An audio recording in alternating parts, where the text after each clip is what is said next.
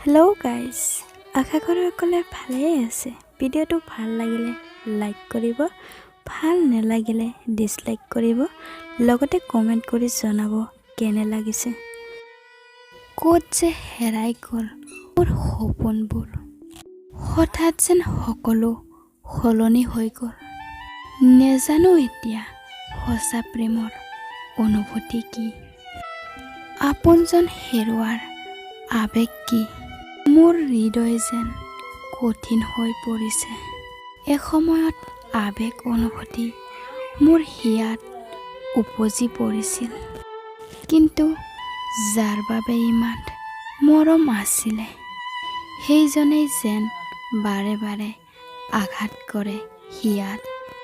হয়তো প্ৰতিপল আবেগ পাই এতিয়া এক নিষ্ঠুৰ কঠিন হৃদয় হৈছে মোৰ।